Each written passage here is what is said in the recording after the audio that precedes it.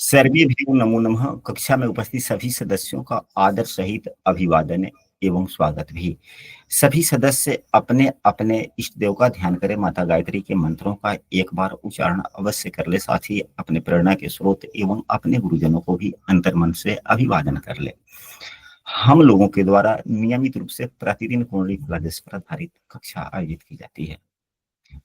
अभी जो हम लोगों की जो कक्षा चल रही है वह योग पर ही आधारित चल रही है। फल दीपिका पुस्तक को आधार मानते हुए सभी पुस्तकें तो एक ही जैसे है और हम सबों को किसी न किसी एक पुस्तक को विधिवत सही ढंग से एक एक पन्ने, एक एक श्लोक, एक एक शब्दों का अध्ययन करना चाहिए एवं समझने का प्रयास करना चाहिए। यदि हम लोग किसी भी एक पुस्तक का सांगोपांग कायदे से अगर हम लोग अध्ययन कर लेते हैं तो बहुत सी समस्याएं, बहुत सी स्थितियां समझ में आने लगती है।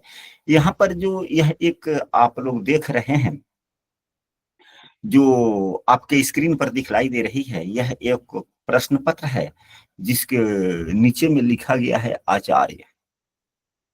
यह किसी विद्यालय या किसी भी परीक्षा जो आचार्य के लिए है वहां के प्रश्न पत्र हैं ये पूर्व के। इसमें लिखा गया है कि नभस योग के नाम बताएं, इनके योग के फल एक पंक्ति में लिखें। तो हमने कल की कक्षा में जो कहा था कि नभस योग 32 प्रकार के होते हैं, यह कई प्रकार से वर्गीकृत इनको किया गया है। जैसे कि हमने कहा था कल, दो प्रकार से, एक संख्या पर आधारित एवं एक स्थिति पर आधारित और भाव आधारित भी होते हैं। कुल 32 प्रकार के। वैसे तो नभस योग कई प्रकार के, सैकड़ों प्रकार, हजारों से अधिक प्रकार के नभस योग होते हैं, लेकिन महत्वपूर्ण 32 प्रकार के होते हैं। सिर्फ प्रश्नों, जो प्रश्न है सिर्फ उसी पर चर्चा किया जाए तो यह अच्छी बात नहीं होती। इसके बारे में विशेष रूप से हम लोग पूरे 32 योग के बारे में हम लोग जानने का प्रयास करेंगे। साथ ही इसके बाद में लिखा गया है कि दूसरा प्रश्न जो है, कुंभ लग्न में शुक्र बृहस्पति दूसरे भाव में, यह आसान सी बात है। मेष लग्न में सूर्य मंगल 10वें भाव में, मेष लग्न में मंगल शुक्र 7वें भाव में, मेष लग्न में शनि बृहस्पति 10वें भाव में, क्या फल दे सकते हैं? हम लोगों को समझना अधिक होता है। हम लोग जितनी वाक्यों को, अगर हम 10 वाक्य सुनते हैं अपने गुरुजनों के मुंह से तो हमें 4-5 बातें याद रह जाती है, 4-5 वाक्य याद रह जाती है। और जब हम लिखने बैठते हैं तो उस 4-5 में से भी लिखते वक्त हम 2 ही 4 बात लिख पाते हैं। इसलिए समझते वक्त में 2 ही लाइन में मत समझे, अधिक से अधिक समझने का प्रयास करना चाहिए। और भी ढेर सारी बात तो आज की कक्षा में यहाँ पर देखा जाए। यह प्रश्न पर जो लिखा हुआ है कि काल पुरुष की कुंडली में जब समस्त ग्रह बृहस्पति तथा शनि की उच्च राशि, क्या प्रश्न पूछने का कायदा है? बहुत ही उत्तम है। इसी प्रकार से प्रश्न पूछे भी जाने चाहिए। अब काल पुरुष क्या कुंडली में जब समस्त ग्रह बृहस्पति शनि की उच्च राशियों में बैठे हो, तो बृहस्पति देव उच्च राशि किस राशि में होती है? तो कर्क में। काल पुरुष की कुंडली में चौथे भाव में बृहस्पति की उच्च राशि पड़ती है। शनि की उच्च राशि, शनि देव किस राशि में उच्च के होते हैं? तुला राशि में। काल पुरुष की कुंडली में सातवीं राशि 7वें भाव में पड़ता है। तो यह प्रश्न, एक ही प्रश्न कई कायदे से पूछे जा सकते हैं। हम लोगों को यह सभी समझना चाहिए कि एक प्रश्न कितने कायदे से पूछे जा सकते हैं, उन बातों का भी ज्ञान हम सबों को रखना चाहिए। तो इस प्रश्न को ऐसे पूछा जा सकता है कि यदि कुंडली में चौथे भाव एवं 7वें भाव में ही अगर सभी ग्रह हो, या चौथे भाव से 7वें भाव तक सभी ग्रह हो, लेकिन यहाँ पर लिखा गया है कि समस्त ग्रह बृहस्पति तथा शनि की उच्च राशियों में बैठे हों, यानी कि चौथे एवं 7वें भाव में सभी ग्रह। फिर यही बतलाया जाए दूसरा प्रश्न कि काल पुरुष की कुंडली में जब समस्त ग्रह शनि तथा मंगल की नीच राशियों में हो, तो काल पुरुष की कुंडली में शनि की नीच राशि कौन होती है? एक मेष राशि, यानी कि लग्न में, यानी कि लग्न में, एवं मंगल की नीच राशि कर्क। तो लग्न एवं चौथे भाव में ही सभी ग्रह बैठे हो तो क्या हो सकता है? हम सबको को प्रश्न समझना चाहिए। इसी प्रकार से सभी प्रश्नों को समझा जा सकता है। तो अब चलिए हम लोग चलते हैं, आज की कक्षा का शुभारंभ करते हैं। तो सबसे पहले हम लोग नाभस योग के बारे में हम लोग अध्ययन करने का प्रयास करेंगे। जितना प्रश्न है यहाँ पर, यदि किसी सदस्य को अगर कोई प्रश्न नहीं समझ में आ रहा हो तो वह अभी बोल सकते हैं, ताकि उस प्रश्नों को समझा जा सके। और अभी जो कक्षा ये जो चल रही है योग पर आधारित, तो नभस योग भी तो होता है। तो उस योग के बारे में अगर हम लोग अध्ययन कर ही लेते हैं तो यह उत्तम बात होगी कि नहीं होगी? सर्वोत्तम होगी गुरुदेव। सर्वोत्तम। गुरु जी यहाँ तो तो नीच और उच्च राशि दर्शा दिया गया है। तो हाँ, तो काल पुरुष की कुंडली में अब इसी प्रश्न को अगर जैसे दूसरा है, अब यहीं पे तीसरे प्रश्न, काल पुरुष की कुंडली में जब समस्त ग्रह शनि की उच्च राशि और मंगल की उच्च राशि तक बैठे हों, यह प्रश्न बहुत ही उत्तम है। यह प्रश्न बहुत ही उत्तम हो गया कि शनि की उच्च राशि से मंगल की उच्च राशि तक बैठे हो काल पुरुष की कुंडली में, यानी कि सभी ग्रह 7वें भाव से 10वें भाव तक बैठे हों, तो क्या फल मिल सकता है? यह सरल प्रश्न हो गया कि यदि सभी ग्रह 7वें भाव से 10वें भाव तक बैठे हुए हों तो कौन सा योग बनेगा और क्या फल होगा। पुस्तक में तो यह बताया जाता है, लेकिन इसी को थोड़ा घुमा करके दिमाग आकलन करने की क्षमता, समझने की क्षमता कितना है, उतने प्रश्न पत्र में उस प्रकार से प्रश्न लिखे जाते हैं। हमें याद है पूरा 2012-13 की बात है, और हमें मैथ का क्वेश्चन सेट करने के लिए मुझे दिया गया था, तो हमने लिखा था क्लास 4 के विद्यार्थी के लिए कि यदि सम संख्या को विषम संख्या से जोड़ा जाए तो कौन सी संख्या प्राप्त होगी। तो अगर वहीं लिखा जाता है कि 2 और 11 को जोड़ेंगे तो क्या होगा, आसान हो गया। यह समझने की थोड़ी बात होगी। अब तेज जो विद्यार्थी होगा वह सम और विषम को जोड़ेगा, 2 और 3 5 विषम संख्या प्राप्त होगी। और दूसरा जो थोड़ा सा आकलन करने की क्षमता की कमी है, तो वो देखेगा कि जा इसमें तो कोई संख्या ही नहीं दिया, हम किससे किसको जोड़े, पता ही नहीं। तो इससे जो है ना दिमाग का आकलन कब करने का पता चलता है। यहाँ तक बातें स्पष्ट हुई, अब आगे बढ़ा जाए।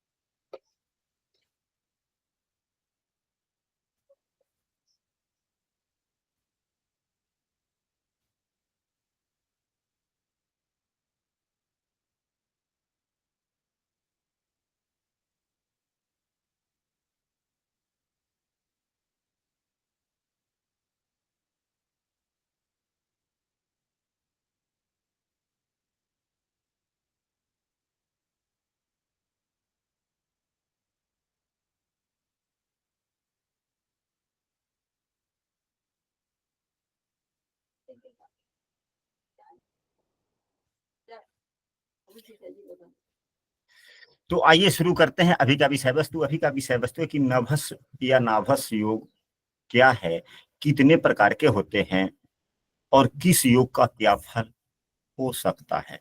नाभस योग के मुख्यतः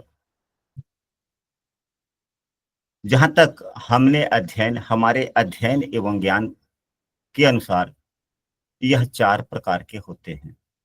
एक आश्रय योग, दूसरा दल योग, तीसरा आकृति योग,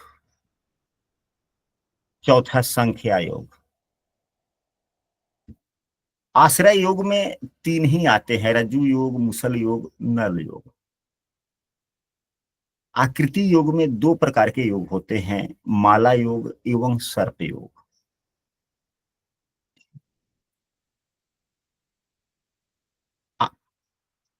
नहीं, दल योग में 2 होते हैं, माला योग एवं सर्प योग। यह दल योग के 2 है। आकृति योग में अधिक से अधिक योग बनते हैं, एवं संख्या योग में 7 बनते हैं। 7 संख्या योग समझना बहुत ही आसान है। एक ही भाव में सभी ग्रह हो तो संख्या योग का एक योग बन जाता है, 2 भाव में सभी ग्रह हो तो दूसरे प्रकार का योग, 3 भाव में सभी ग्रह हो तो तीसरे प्रकार का योग। यानी कि मुख्यतः 7 ग्रह होते हैं। अगर 7 भाव में है तो 7 प्रकार के योग हो गए, यानी कि 4 भाव में होंगे तो चौथा, 5 भाव में होंगे तो पांचवा, 6 भाव में होंगे तो छठा, 7 भाव में होंगे तो 7। 8 तो ग्रह होते नहीं है, मुख्यतः 7 ही ग्रह होते हैं। राहु केतु को ग्रह की संज्ञा नहीं है, लेकिन फल तो अपने देते ही देते हैं, क्योंकि वे भावेश होते नहीं है।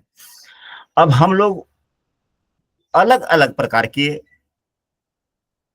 योग जो बनते हैं उस पर हम लोग चर्चा करते हैं कि अलग अलग प्रकार के योग कौन कौन से होते हैं।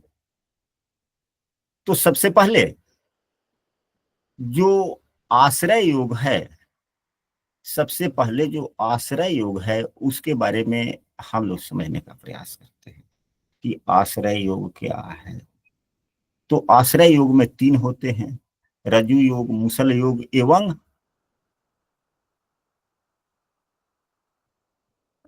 नल योग।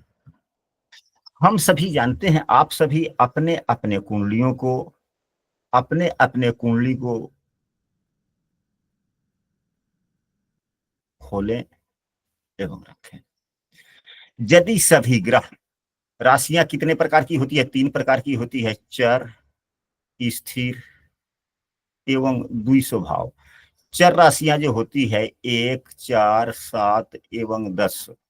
स्थिर राशियां 2, 5, 8, 11। द्विस्वभाव राशियां 3, 6, 9 एवं 12। यदि सभी ग्रह, यदि सभी ग्रह चर राशि में हो, यदि सभी ग्रह चर राशि में हो तो यह रज्जु योग का निर्माण करता है। रज्जु योग सामान्यतः अच्छे नहीं माने जाते व्यवहारिक दृष्टिकोण से। जिसके कुंडली में रज्जु योग बनता है, सामान्यतः उसका स्वभाव थोड़ा उग्र एवं स्वार्थी होता है, उग्र भी होता है। और तीसरे भाव के भावेशों से जो स्थान परिवर्तन होता है, कौन सा योग बनता है?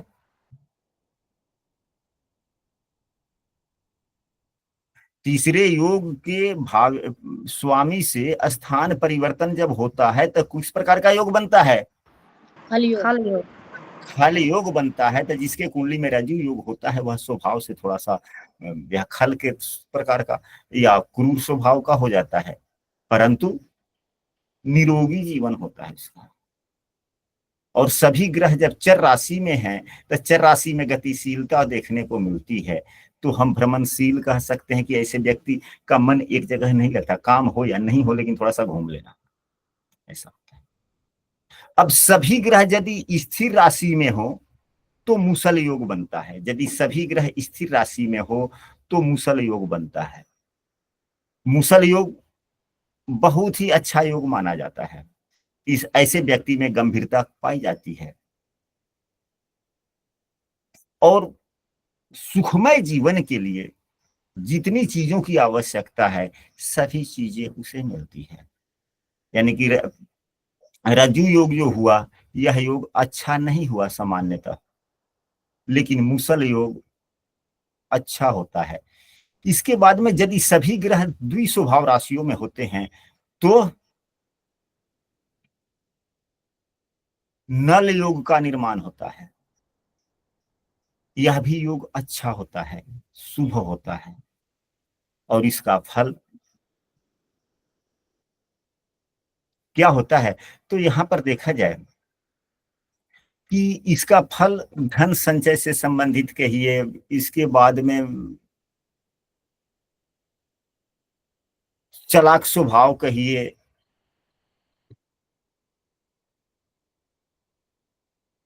और स्वजनों का आशीर्वाद पाने वाला कहिए, लेकिन व्यक्ति का स्वयं का आंतरिक स्थिति अच्छी नहीं होती।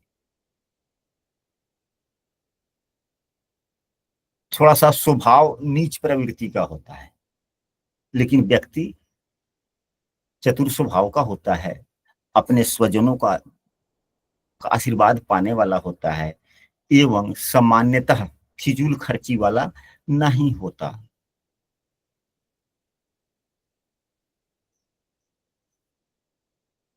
अब इसके बाद में नाभस योग के 3 प्रकार के तो हम लोगों ने पढ़े। चौथा योग जो होता है उसे क्या कहते हैं, तो माला योग। माला योग भी बहुत अच्छा योग होता है। माला योग किसी भी केंद्र में, यानी 4 केंद्र होते हैं, केंद्र के 4 भाव है, किसी भी चार में से 3 भाव में अगर शुभ ग्रह हो, ये नहीं कि यहाँ गुरु के सामने ही चंद्रमा हो, गुरु के सामने शुक्र भी हो सकता है या शुभ बुध भी हो सकता है, शुक्र चंद्र कहीं भी, यानी कि 3 भाव में, किसी भी 3 भाव में, चाहे लग्न से यहां तक या यहां तक या ऐसे किसी भी 3 भाव में शुभ ग्रह है तो माला योग बनता है। यह भी बहुत ही उत्तम योग है। घर परिवार का पूर्ण सुख मिलता है, व्यक्ति का जीवन सुखी होता है, शरीर भी अच्छा होता है।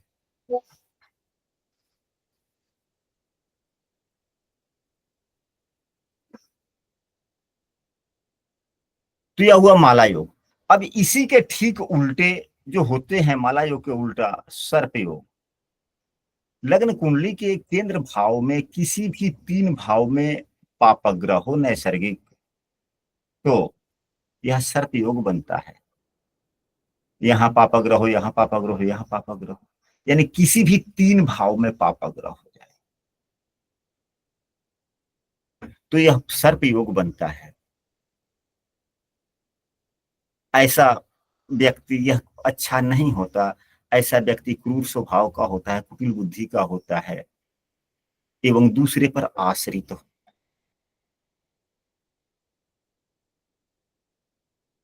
यह हुआ सर्प योग। अब इसके बाद में गदा योग। गदा योग का मतलब है कि जब सभी ग्रह केंद्र में अगल बगल के ही 2 भाव में हो, चाहे लग्न में हो चौथे भाव में हो जाए, लग्न में हो जाए चौथे भाव में हो जाए, तो गदा योग हुआ। या चौथे भाव में हो और 7वें भाव में हो, गदा योग हुआ। या 7वें भाव में हो, 10म भाव में हुए तो गदा योग हो गया, क्योंकि ठीक अगल बगल में। या 10म भाव में हो और लग्न भाव में हो तो भी गदा योग हो गया। अगल बगल में हो गया ना, केंद्र में अगल बगल में हुआ। अब यही तो प्रश्न था ना हम लोगों के प्रश्न में क्या था कि काल पुरुष की कुंडली में समस्त ग्रह शनि तथा मंगल की नीच राशियों में हो। अब शनि तथा समस्त ग्रह शनि या मंगल, शनि और मंगल की नीच राशियों में हो, तो शनि की नीच राशि 1, मंगल की नीच राशि 4, कौन सा योग हुआ? गदा योग। गदा योग हुआ। यदि समस्त ग्रह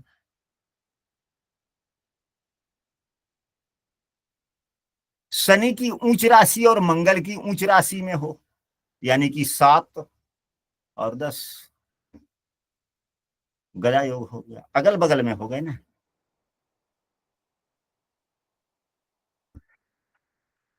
इस प्रकार से हम सबों को समझना चाहिए।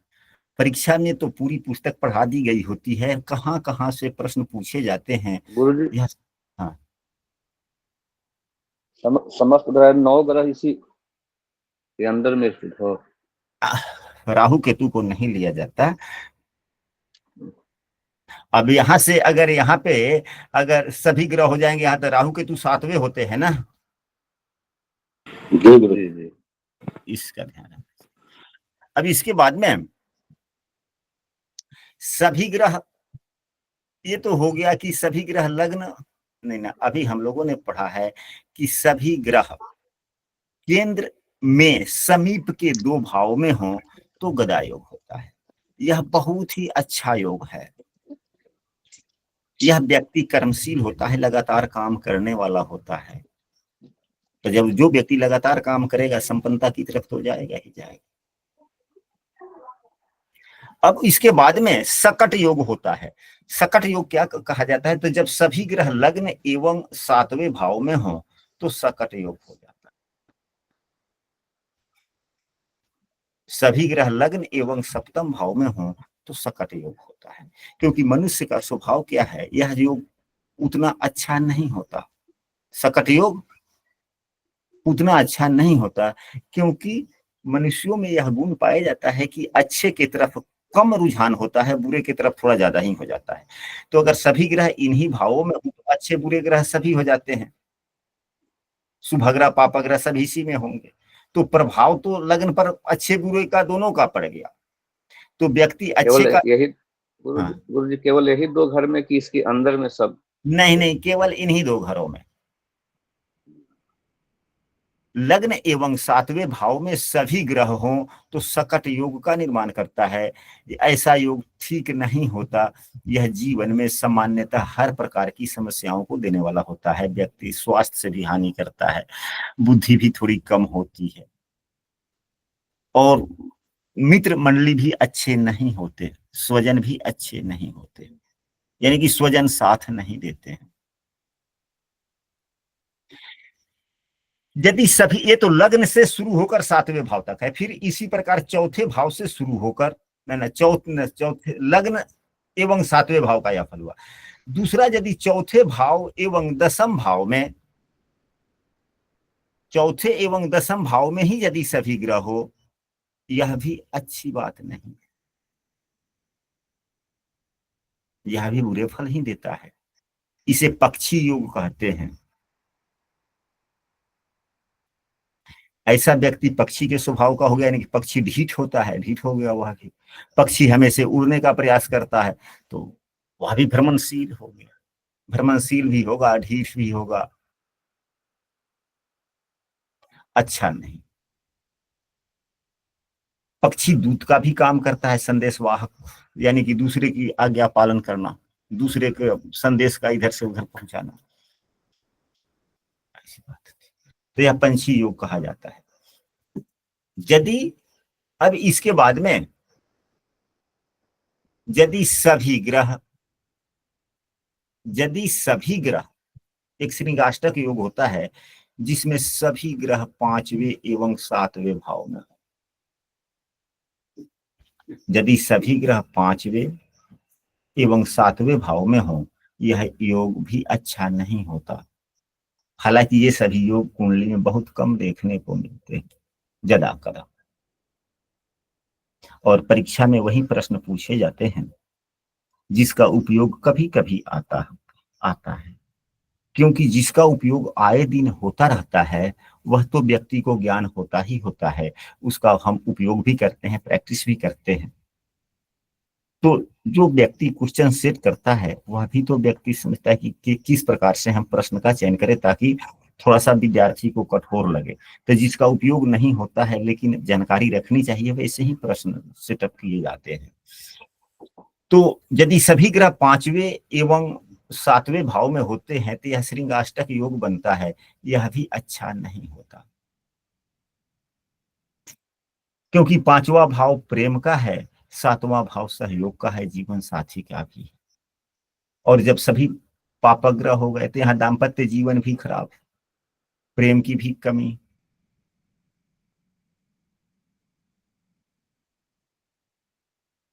हर प्रकार की समस्याएं, यानी कि दाम्पत्य जीवन भी अच्छा नहीं, और व्यक्ति का स्वभाव थोड़ा सा उग्र टाइप का हो जाता है, झगड़ालू प्रवृत्ति का हो जाता है। इसके बाद में हल योग, यदि सभी ग्रह दूसरे, तीसरे, चौथे, छठे, सातवें, आठवें, दसवें,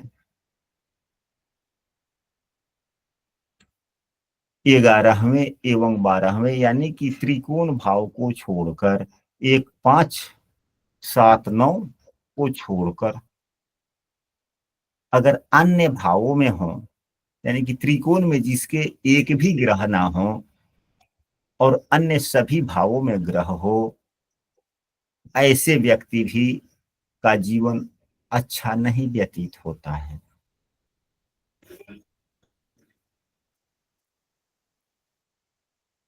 और इसके स्वजन भी इनका साथ नहीं देते। साथ ही नहीं देते, साथ ही यह व्यक्ति अपने मित्रों की ही बातों अनुसरण करने वाला होता है, उसके ही पीछे चलता है, लेकिन इनके स्वजन इनका साथ भी नहीं देते, परंतु फिर भी यह स्वजन के साथ नहीं रहना चाहते। ऐसा ही होता है। इसे हल योग कहा जाता है। क्या कहा जाता है? हल योग कहा जाता है।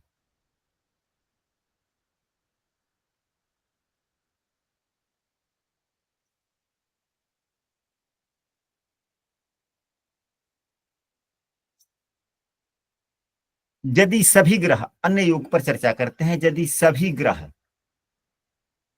मैंने शुभ ग्रह अलग पाप ग्रह अलग, यदि सभी शुभ ग्रह लग्न एवं सातवें भाव में हो, लग्न एवं सातवें भाव में सभी शुभ ग्रह हो एवं पाप ग्रह चौथे दसवें में हो, यानी कि लग्न में शुभ ग्रह, सातवें में शुभ ग्रह, चौथे में पाप ग्रह, दसवें में पाप ग्रह, यह भी अच्छा योग नहीं होता। इसे वज्र योग कहते हैं। हमें पापग्रह होने से हमारी सुख की समाप्ति हुई, दसम भाव हमारा कर्म है, यहाँ पापग्रह होने से यहाँ भी स्थिति अच्छी नहीं, हमारे कार्य अच्छे नहीं हुए, लेकिन व्यक्ति चाहेगा अच्छा करेगा खराब। तो जब हमारा सुख भाव ही और कर्म भाव ही दोनों खराब हो जाएंगे, तो जीवन किस प्रकार का व्यतीत होगा? देखने में तो हम ठीक रहेंगे, परंतु जीवन कष्टमय कष्टमय हो जाएगा।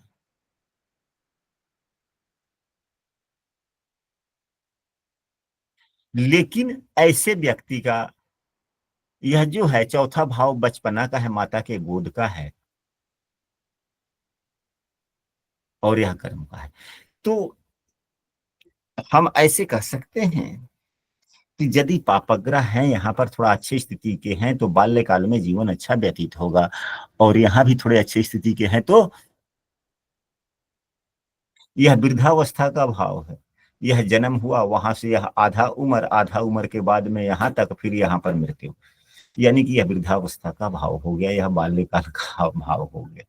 यहाँ तो जन्म ही व्यक्ति का हो, तो बाल्यावस्था एवं वृद्धावस्था थोड़ा ठीक ठाक हो जाता है। यदि लग्न एवं सातवें भाव में यही परिस्थितियां उल्टा हो, यह भी एक प्रकार का योग है। यहाँ पर पाप ग्रह हो, यहाँ पर पाप ग्रह हो, चौथे भाव में शुभ ग्रह हो, यहाँ पर भी शुभ ग्रह हो, तो यह क्या बनाता है? पाप ग्रह स्वार्थी बना देता है, तो व्यक्ति स्वार्थी एवं काम कैसे हो जाएंगे? मन एवं काम कैसा हो जाएगा? सकारात्मक एवं अच्छा, यानी कि व्यक्ति अपने हितों के लिए अच्छा काम करने के लिए सदैव,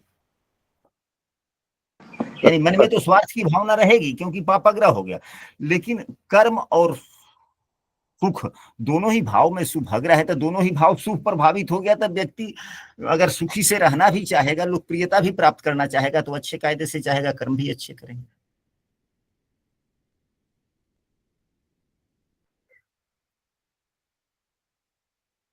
कमल योग अलग से, कमल योग के बारे में ऐसा पुस्तकों में सामान्यतः वर्णित है, सभी पुस्तकों में भी, फल दीपिका पुस्तक में भी बतलाया गया है कि जिसके केंद्र के सभी भावों में कोई ना कोई शुभग्रह या पापग्रह, एक भी घर खाली ना हो, यहाँ भी ग्रह हो, यहाँ भी ग्रह हो, यहाँ भी ग्रह हो, यहाँ भी ग्रह, यह अच्छा योग है। इसमें धन, पौत्र, आयु, यानी कि हर प्रकार के शुभ फल मिलते हैं। उसके बाद में वापी योग, यदि सभी ग्रह पनफर में हो, पनफर किसे कहते हैं? तो दूसरे भाव, पांचवें भाव, आठवें भाव, 11वें भाव, यदि इसी में सभी ग्रह हो, यह भी अच्छा योग है, इसे वापी योग कहते हैं। यह धन संग्रह करने में चतुर, इसके धन जो होते हैं वह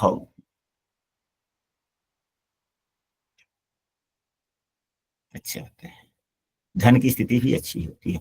और वापी योग कई प्रकार के लागू हो जाते हैं। यह वापी योग का मतलब क्या हुआ? यह स्थिर राशि हो गया सभी, मतलब काल पुरुष के कुंडली के अनुसार स्थिर राशि पड़ेगी, पड़ेगी नहीं पड़ी? 2, 5, 8, 11 स्थिर राशि हो गया काल पुरुष के कुंडली के अनुसार। भाव उस प्रकार के हो गए। तो वापी योग का जब निर्माण होता है तो यह दोनों योग एक साथ प्रभावी हो जाता है। काल पुरुष की कुंडली के नियम के अनुसार वह भी हो गया और पनफर के नियम के अनुसार यह भी हो। तो हर प्रकार की सुख सुविधाएं देखने को मिलती है। व्यक्ति संतति युग भी होता है, धन जो कमाता है रखता है तो लंबे दिनों तक धन का उपयोग करता है। यानी कि नहीं कहता है, गांव देहात में कहा जाता है, आप लोगों के भी कहा जाता होगा कि बाबा कमाए पोता भी सुख करे। इस प्रकार के धन अर्जन करता है व्यक्ति। इसके बाद में यदि सभी ग्रह, अब हम आते हैं जो ब्रजेश जी ने जो प्रश्न किया था उस प्रश्न पर, कि यदि सभी ग्रह लग्न से लेकर चौथे भाव तक हो, यदि सभी ग्रह लग्न से लेकर चौथे भाव तक हो तो यूप योग का निर्माण होता है। यह भी योग अच्छा होता है। यानी कि लग्न में भी ग्रह हो, यहाँ हो, यहाँ हो, यहाँ हो, इन्हीं चारों भाव में यदि सभी ग्रह है तो यूप योग का निर्माण होता है। यह भी अच्छा योग होता है। व्यक्ति को क्या विशिष्टता। जोग गुरु जी? हाँ, कौन सा जोग बोले? यूप योग, यूप योग, यूप यूप योग। यह योग अच्छा होता है। यह व्यक्ति को सात्विकता की तरफ लेकर जाता है और व्यक्ति को आदर्श व्यक्ति, विशिष्ट व्यक्ति बनाने का प्रयास करता है। यदि सभी ग्रह चौथे भाव, पांचवें, छठे, सातवें भाव में हो तो यह सर योग का निर्माण करता है।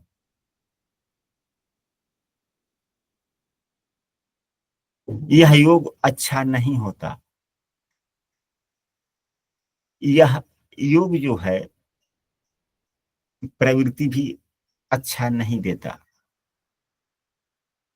मतलब कि घाती स्वभाव बनाने का, यानी कि शस्त्र इत्यादि या भोजन से भी संबंधित अच्छा स्थिति नहीं, यानी कि भोजन भी मांस वांस खाने वाला, प्रवृत्ति थोड़ा सा डरा देने वाला, यानी कि जिसको हम लोग कह सकते हैं कि हाँ उसकी वाणी में ही इतनी थोड़ा सा मोटा मोटी है कि व्यक्ति सामने वाला सुनता है तो डर जाता है। इस प्रकार की प्रवृत्ति, इसे सर योग कहते हैं। यह भी अच्छा योग नहीं होता। अब इसके बाद में यदि सभी ग्रह सातवें भाव से लेकर सातवें, आठवें, नौवें, 10वें भाव में हो, यह योग अच्छा माना जाता है। इसे शक्ति योग कहा जाता है।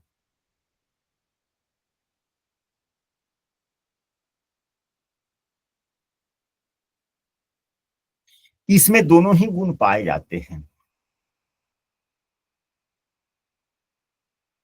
ऐसा व्यक्ति दीर्घायु तो होता है, परंतु अगर नवम भाव अच्छा हो, इस योग में यदि नवम भाव अच्छा हो जाए, नवम भाव बलवान हो जाए, नवम भाव के स्वामी शुभग्रह हो और वह अच्छे स्थिति में हो तो यह योग बहुत ही अच्छा फल देता है।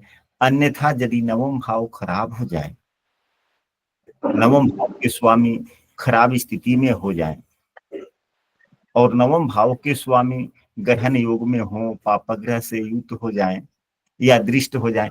अब मान लीजिए कि यहीं पे नवम भाव के स्वामी और यहाँ पर शनि देव है तो शनि की तीसरी दृष्टि पड़ गई, आप हो गए, तो यह बहुत ही खराब योग बन जाता है। किसी भी प्रकार के, किसी की माइक खुली हुई है अनावश्यक रूप से, कृपया करके माइक बंद कर दें। बंद कर यदि दिया उसको। यदि आवश्यक ना हो तो माइक बंद कर लें, आवश्यक हो तो माइक खोल सकते हैं, आवश्यकता हो। अगर यहाँ जो हम लोगों ने अभी पढ़ा कि सातवें भाव से 10वें भाव तक सभी ग्रह हो तो इसे शक्ति योग का निर्माण होता है। ऐसे व्यक्ति, इस प्रकार के योग में व्यक्ति दीर्घायु तो होता है और जिस प्रकार की उसके पास में बुद्धि होती है उस बुद्धि में उसे निपुणता होता है। क्या होता है? निपुणता उसे मिलती है। जिस प्रकार की, अब बुद्धि कैसी होगी वह अलग बात है। अब पांचवें भाव का स्वामी क्या क्या है, कौन है, किस प्रकार की स्थिति में है, वह नवमांश में क्या है, तो बुद्धि तो वहां से निर्णय होगा, लेकिन जिस प्रकार की बुद्धि होगी उसमें उत्तमता होगा। बुद्धि दो प्रकार के होते हैं, अच्छे और बुरे, अच्छे में भी उत्तम, बुरे में भी उत्तम।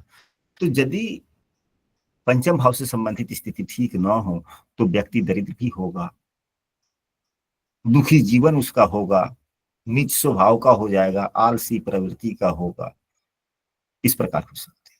अब इसके बाद में दंड योग पर हम लोग चर्चा करते हैं। दंड योग, सभी ग्रह यदि दसम भाव से लेकर, यानी कि सभी ग्रह यदि 10वें, 11वें, 12वें और लग्न में ही हो, इन्हीं 4 भाव में हो, तो दंड योग का निर्माण होता है। यह भी योग अच्छा नहीं होता। यह संतति से संबंधित भी समस्याएं, धन से संबंधित समस्याएं, 12वां भाव आ गया तो लज्जा का भी भाव 12वां है, तो निर्लज भी हम कह सकते हैं। और ऐसे व्यक्ति के पीछे चलता है जिसका स्वभाव खराब है, यानी कि नीच व्यक्ति के पीछे चलने वाला, जिसका स्वभाव ठीक ना हो, उसके पीछे पीछे चलने वाला, उसका अनुसरण करने वाला होता है। यह दंड है।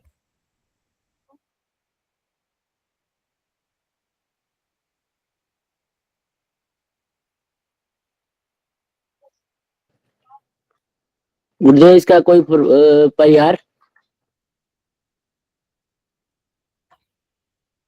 अभी शक्ति योग 7 से 10 भाव तक, हाँ, शक्ति योग 7 से 10 भाव तक हम लोगों ने पढ़ा। दंड योग 10 से लग्न तक हमने पढ़ा। अब इसके बाद में हाँ बोला जाए, गुरुदेव इस योग का कोई परिहार है?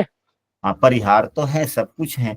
तो किसी एक योग से संबंधित कुंडली बने तब तो, कुंडली हो तब तो उसके उपाय पर चर्चा होती है। गुरुदेव हमारे कुंडली में हाँ तो है, तो कब समूह में शेयर कीजिएगा।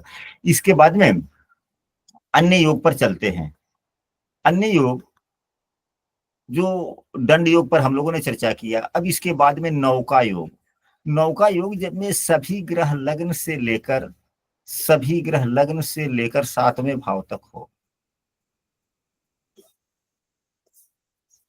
नौका योग का निर्माण होता है। मतलब इसी बीच में अगर एक आध में न भी है तब भी चलेगा, क्योंकि कभी कभी ग्रहों की युति भी तो हो जाती है। 7 भाव हुए और किसी ग्रह की युति है तो, लेकिन लग्न में भी ग्रह हो, 7वें भाव में भी ग्रह हो, और इस बीच में भी किसी में भी ग्रह हो, कम से कम 1, 2, 3, 4, 5 भाव बने, तो इस 5 में से किसी भी 3 भाव में भी ग्रह, तो लग्न से लेकर 7वें भाव के बीच के ग्रह हो गए।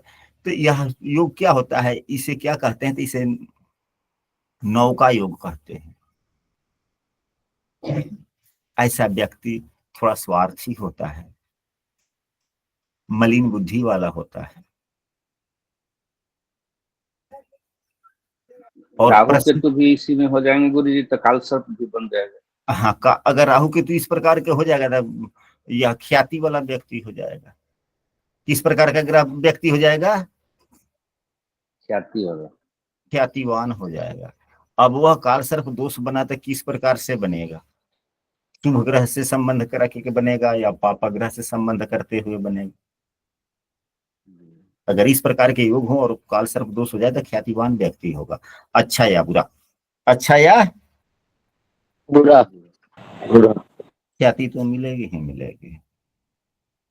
अब इसके बाद में यदि चौथे भाव से लेकर 10वें भाव तक सभी ग्रह हो, यदि चौथे भाव से लेकर 10वें भाव तक सभी ग्रह हो, तो यह कूट योग का निर्माण होता है। किस योग का निर्माण होता है? कूट योग। कूट योग का निर्माण होता है। यह भी अच्छा योग नहीं है।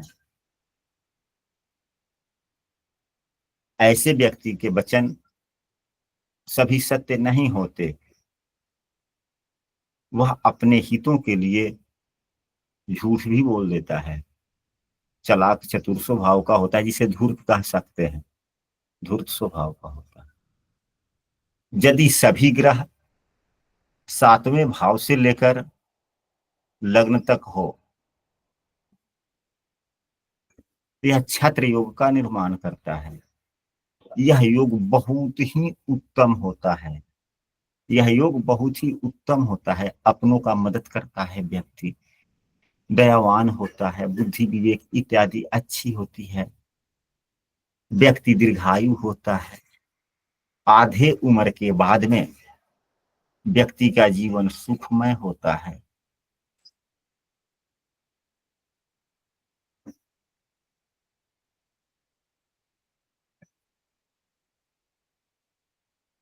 अब इसके बाद में यदि एक होता है चाप योग।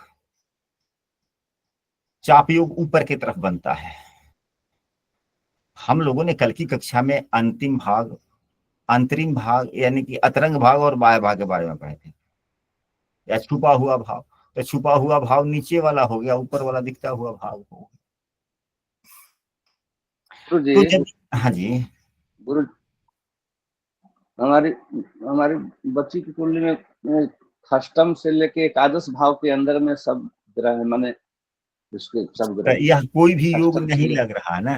तो छठे से लेकर 11वां, तो छठे से लेकर 11वां, इसमें तो नाभस योग में एक भी योग है ही नहीं, एक भी योग नहीं है।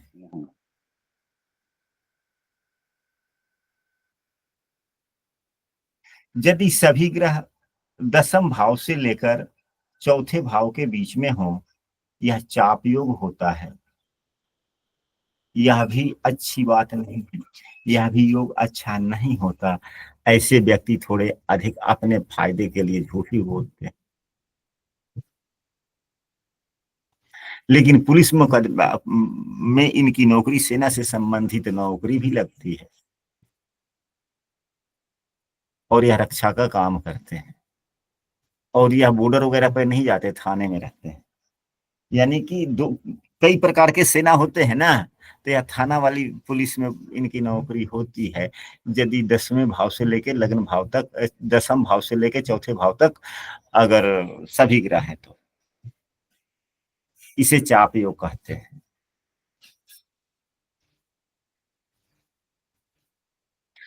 लेकिन अब यहां पर एक बात और है, जो अभी हम लोगों ने, एक होता है अर्धचंद्र योग। अभी जो हम लोगों ने लगातार 7 भावों में, जैसे कि लग्न से लेके 7वें भाव तक सभी ग्रह, या चौथे भाव से लेकर 10म भाव तक सभी ग्रह, या 7वें भाव से लेकर लग्न भाव तक सभी ग्रह, या 10म भाव से लेकर के चौथे भाव तक सभी ग्रह, ये हम लोगों ने पढ़ा ना 4 प्रकार से। जी गुरु जी। अगर इस 4 प्रकार के योग बन रहे हों और कोई एक ग्रह बाहर हो, कोई एक ग्रह, मतलब 7 ग्रह होते हैं ना, सूर्य चंद्रमा मंगल बुध गुरु शुक्र शनि, 7 ग्रह हो गए, तो सातों इसमें है, तब तो यह योग बना ही। लेकिन अगर कोई एक ग्रह अगर इन योगों से बाहर हो तो अर्धचंद्र योग बन जाता है। क्या बन जाता है? मतलब 6 ग्रह इस स्थिति में हो और एक ग्रह बाहर निकल जाए, अर्धचंद्र योग होता है, और यह बहुत ही अच्छा हो जाता है। अगर सभी लगातार में है, भीतर में है, तो थोड़ी समस्याएं देते हैं, लेकिन अगर एक भी ग्रह बाहर हो गया तो बहुत ही अच्छा हो जाता है। शुभग्रह गुरु जी या पापग्रह? हाँ, कोई भी एक शुभग्रह बाहर निकल जाए या पापग्रह बाहर निकल जाए। अब इसके बाद में चक्र योग। चक्र योग यदि सभी ग्रह विषम भावों में हो, यदि सभी ग्रह विषम भावों में हो, अब पुस्तक में क्या लिखा जाता है उसको भी हम चर्चा कर लेते हैं। समझना किस प्रकार से चाहिए उसको भी हम लोग समझ लेते हैं। यदि सभी ग्रह विषम भाव में हो, यानी कि लग्न में, तीसरे में, 5वें में, 7वें में, 9वें में, 11वें में, इन्हीं भावों में सभी ग्रह हो तो चक्र योग बनता है। यह बहुत ही अच्छा है। यह धनियों का धनी, विद्वानों का विद्वान, उत्तम स्वभाव में भी उत्तम स्वभाव, यह सभी ग्रह, यह कौन सा योग हुआ? यह चक्र योग हुआ, यह भी उत्तम है। या यदि सभी ग्रह दूसरे, चौथे, छठे, 8वें, 10वें, 12वें भाव में हो तो यह समुद्र योग होता है, यह भी बहुत ही उत्तम है। पुत्र संतति धन मित्र सभी से परिपूर्ण करता है। इस प्रकार के दोनों योगों में चक्र योग हो या समुद्र योग हो।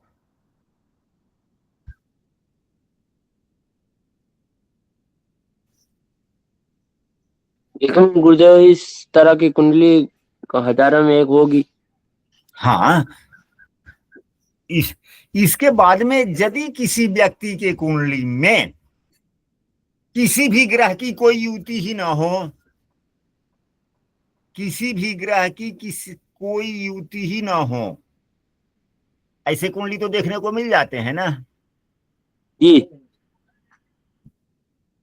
राहु केतु की भी युति किसी से ना हो, अगर राहु केतु की युति है तो उसको नहीं लिया जाता, लेकिन अगर राहु केतु की युति भी ना हो तो और उत्तम बात हो जाएगा, क्योंकि राहु केतु से युक्त होने पर ग्रहण योग का भी निर्माण होता है, ग्रह का फल कम हो जाता है, खराब हो जाता है, या राहु केतु शुभ स्थिति में नहीं है तो समस्याएं भी दे देता है, तो उसके फल अलग है। यदि राहु केतु से भी युक्त न हो, कोई भी ग्रह किसी भी ग्रह से युक्त न हो, यह सर्वोत्तम है। इसे बीना योग कहते हैं। क्या कहते हैं? बीणा योग। बिना योग में जितने तार होते हैं कोई तार किसी से सटा हुआ होता है? नहीं। और आवाज कितना अच्छा होता है, सुखी जीवन होता है, धनी होता है, और उसमें लीडरशिप होती है, नेतृत्व करने की क्षमता होता है।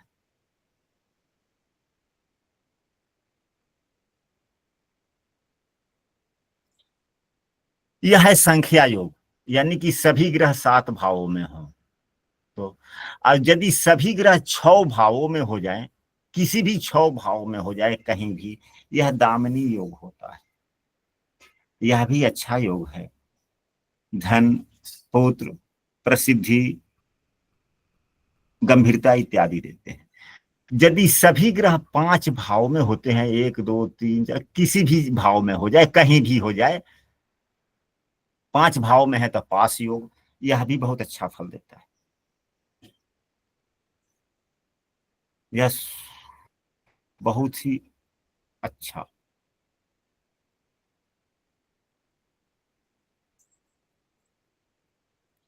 यदि सभी ग्रह कुंडली में कहीं भी 4 भाव में हो, कहीं भी, तो केदार योग होता है। यह भी अच्छा योग माना जाता है। इसके फल धन, सत्यवादिता, सुखी जीवन इत्यादि। 6-8-12 में हो तो भी सर? हाँ जी, अब तो इस प्रकार के योग बन गए, लेकिन यह तो योग अच्छे हो गए, लेकिन अगर 6ठे 8वें 12वें से संबंध बन रहा है तो फिर तो उतना शुभ नहीं होगा ना, क्योंकि 6ठे 8वें 12वें तो बुरे फल आता। अब वही लग्न बदल जाएगा तो 6ठे 8वें 12वें का संबंध हट जाएगा, यानी कि कुछ देर पूर्व में किसी का जन्म हुआ तो उसका भाग्य दूसरा हो गया, कुछ देर बाद में किसी का जन्म हुआ तो उसका भाग्य दूसरा हो गया।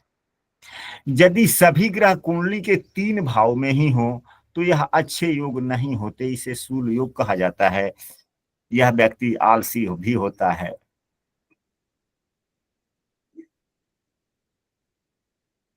संपन्नता नहीं रहती। परंतु यदि 3 भाव में ही सभी ग्रह होते हैं तो ऐसा कहा जाता है कि यह शत्रुहंता योग का भी निर्माण करता है।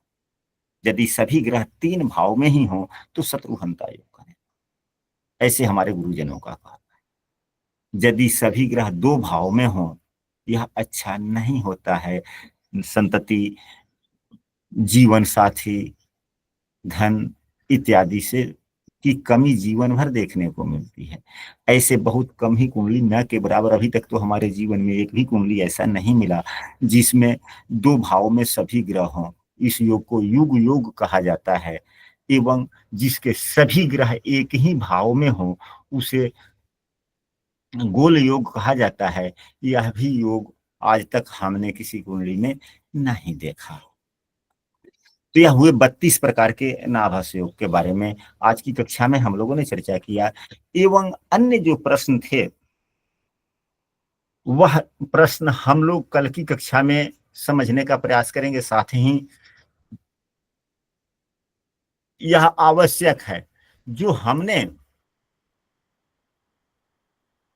जो प्रश्न पत्र पे पढ़ा था कि कुंभ लग्न में शुक्र एवं बृहस्पति दूसरे भाव में, मेष लग्न में मंगल शुक्र सातवें भाव में, तो हम लोग इसी को नहीं समझेंगे किसी भी लग्न में किसी ग्रह की युति क्या फल देगा, इसको हम लोग कैसे समझे। सामान्यतः इसी पर आधारित कक्षा कल गुरु जी आयोजित होगी।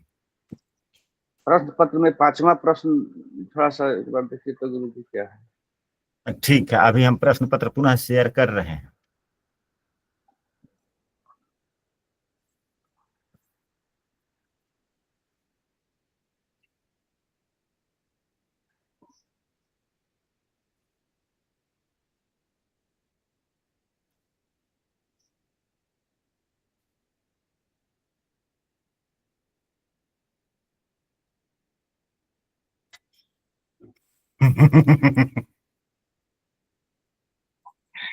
बहुत ही सरल।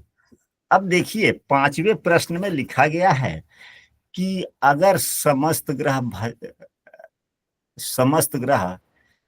चक्र के दृश्य भाग में लगातार सभी भाव में स्थित हो, यह क्या हो गया? दृश्य भाव कौन है और दृश्य भाव कौन है? कल की कक्षा में भी हम लोगों ने चर्चा किया था कि अदृश्य भाव कौन कौन है। कल की कक्षा में चर्चा हुई थी कि नहीं हुई थी? जी सर। आप ही लोगों में से कोई बतलाए ना कि दृश्य भाव या अदृश्य भाव के बारे में बतलाए कि अदृश्य भाव कौन है। चौथा से लेकर 10वां 10वां के। हाँ, तो हो गया। तो चौथे से लेकर 10वें तक कौन से, अगर सभी ग्रह हैं तो कौन से बनेंगे? भचक्र गुरु जी नहीं समझ में आ रहा। तो भचक्र वही कुंडली, आपके लिए तो कुंडली वही है ना, भचक्र ही उसी को ना कहेंगे। उसे 12वां भाव अदृश्य भाव है। भचक्र काल पुरुष के कुंडली को कह लेते हैं। मेष राशि जी जी जी सब आप समझ गए। यही लग्न से लेके जब 12वें तक जितने हैं वो भचक्र है पूरा। पूरा भचक्र है, और आधा ऊपर दृश्य हो गया और आधा नीचे दृश्य हो गया। और